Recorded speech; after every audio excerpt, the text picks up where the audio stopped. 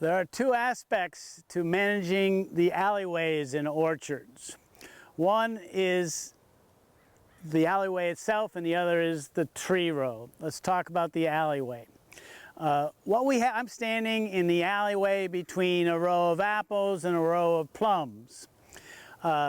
And what we have growing underfoot here is an emerging, burgeoning, nascent cover crop of a cereal grain. The cereal grains are generally rye, oats, barley, wheat, and triticale. This is a rye, and this is a special rye.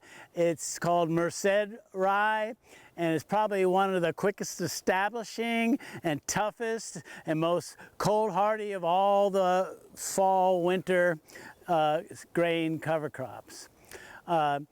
We use cover crops in a lot of different ways. We singulate them as we are here, just rye.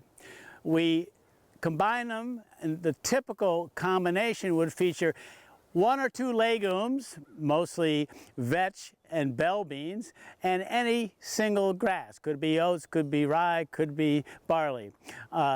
And let's just look at the grass situation here. Now, when you look at a cereal grass, in this case rye cover crop, you may not be that impressed. This was established in the late fall, early winter. Here we are the last few days of February, and you know, we've got some good growth. It's starting to really shield the soil, but it's, you know, not that impressive. But when you look at a grass, you don't even need to look that much at the biomass above the ground. Legumes, yeah, they'll give you a 6-foot stand, but it's about below the ground, and the biomass of grasses is insane. They are prodigious producers of a very fibrous root system that just grabs and holds and hugs the soil and just keeps it from eroding. And the way grasses grow is just about like this. They have a fibrous root system, yeah, but they're always, almost on a daily basis, roots are dying and sloughing off into the soil and new roots are forming. So they are literally adding organic matter as they grow, and then because of the biomass of the root mass, when you turn them in as a green manure in the spring, there's even more organic matter that's incorporated into the soil that will rot down, and eventually the large trees in the rows, their roots will come out here and be able to feed on the organic matter that was generated from this rye crop. Another thing about grasses is that they're really good at sequestering, grabbing, catching nitrogen, which has a tendency to leach down in the profile. They pick it up, put it in their above ground parts, and again, when you cycle and turn in that crop, that nitrogen is available, liberated for the follow crop. So I have on the ground in front of me some samples of not rye, but avena oats. The effect is about the same, almost irregardless of which grain you grow. We have a fabulous fibrous root system. Let's take a look here. I bare rooted this, but if you look, you can see all these fine little fibers here. And the nature of the root system of grass, again, it's a fibrous mat, a rug that just goes out and works and holds the soil. And it holds the soil to wit. And when you shake the soil off, as I have here, you can see another aspect of the benefit of growing a grass as a cover crop. I don't know of any tool, whether you're working on a hand scale or a field scale, that can work the soil to create as good a structure, good aggregation as a grass does. It is amazing.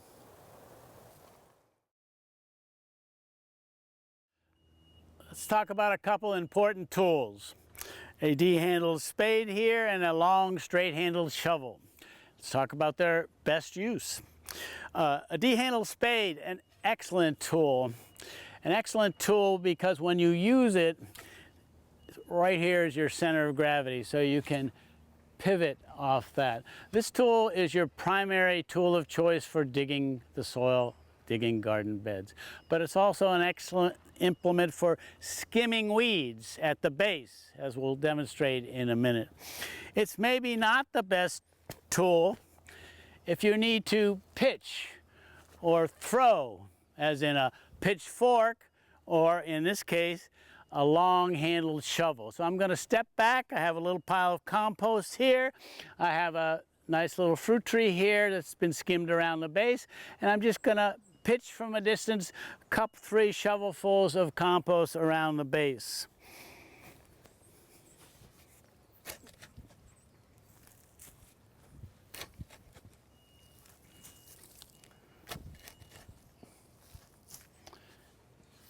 That should do it. I'll now come and, off camera, work that into the soil.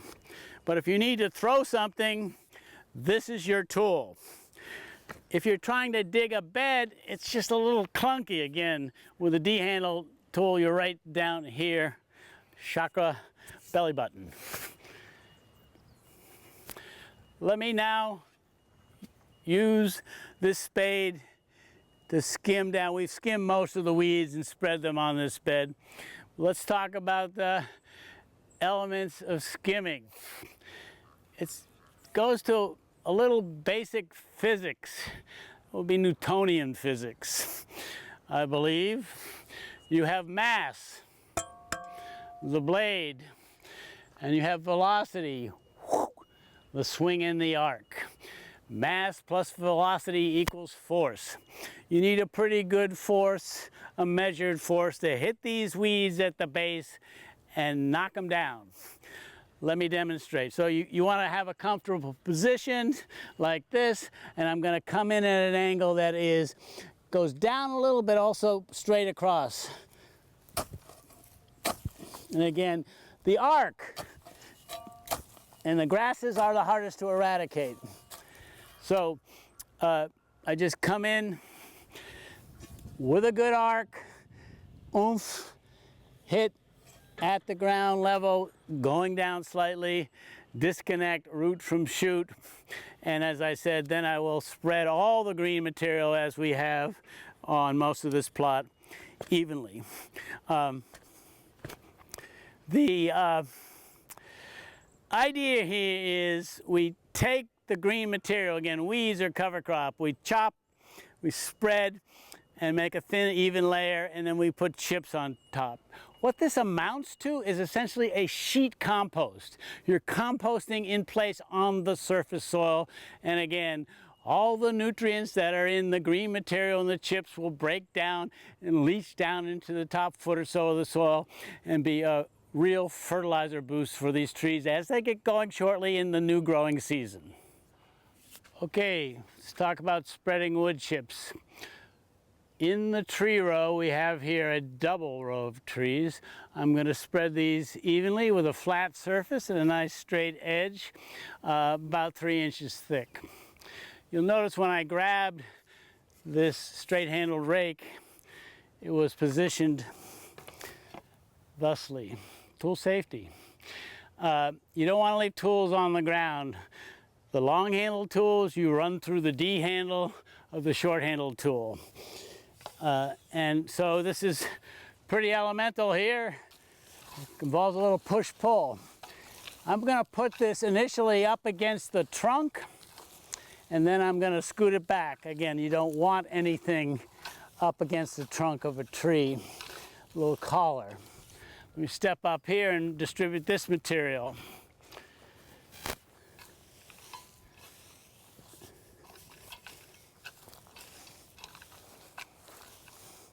Can you put it on too thick? Yeah, you probably could, but you also could err on the other end. I suggest 3 to 5 inches twice a year. And I'll just tidy up my edge here.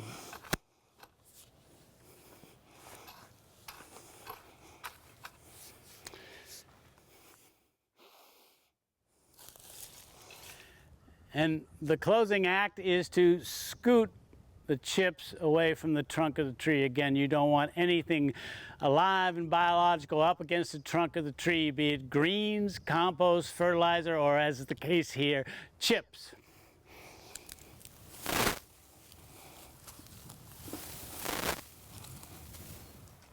So as you see, I just made a little 4-6 inch collar that's chip free.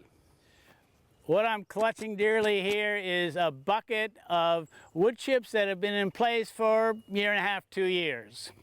And let me grab a chunk.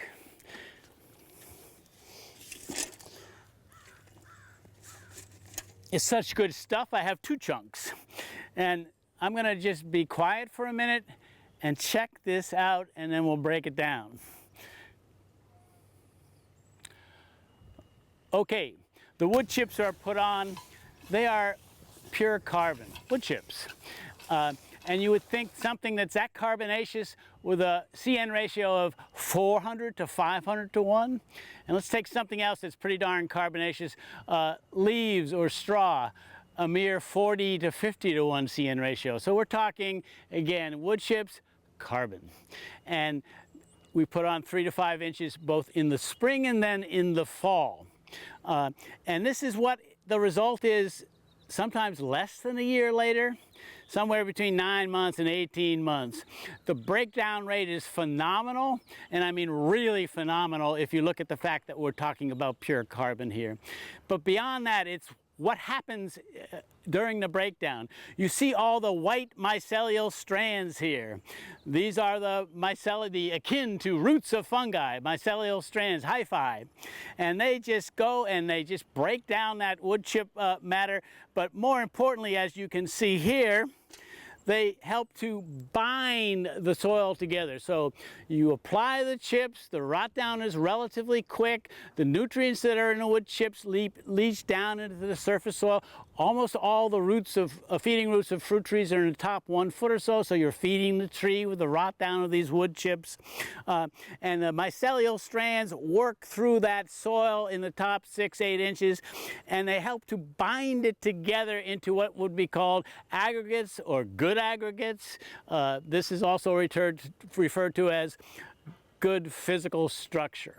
So when you're thinking about managing your orchard, yes, there are a lot of components, and we, a lot of the time, focus on the aerial portion, rightfully so.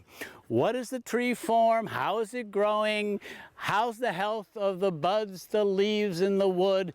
Yes, but you should be as concerned and as focused on that which is below the ground. In year 1 and in year 2, when planting a fruit tree, I will also use compost, a little bit, 2 or 3 shovelfuls per tree, and about 1 pound of an organically certified granular fertilizer sprinkled around the base of the tree. If things go well, and they should if you're on your game in terms of care, then by year 3 you can stop with those inputs. You can simply use the system I described to you previously about managing the orchard floor with green material chopped and dropped and sandwiched on top of it a layer of wood chips.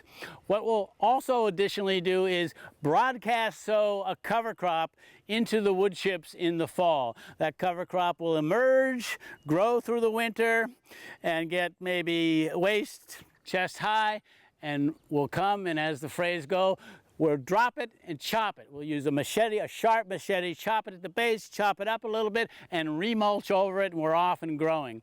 And it is very feasible. It's been happening here at the Chadwick Garden. It's happening in local orchards in Santa Cruz, particularly the Pajaro Valley, where that's the entire fertility input system once the trees are established.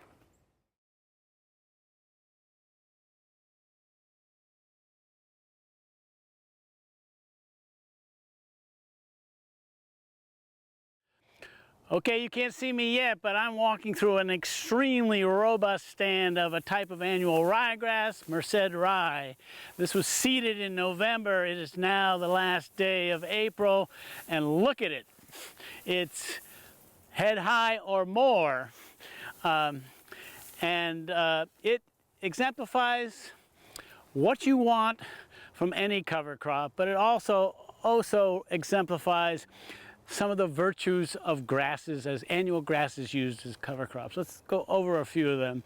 So you see the biomass here is prodigious, but there's probably almost as much or maybe even slightly more biomass in the root volume below the ground. So if you put it together above and below, this is a biomass accumulator.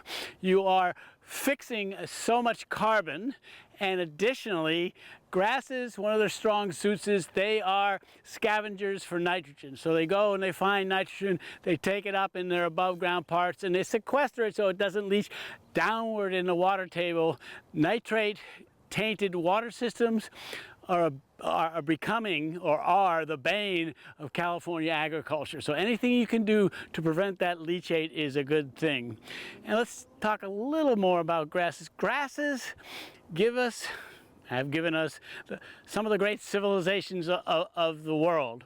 Some of the richest soils in the world are formed under perennial grasses. Now this is an annual grass, but still.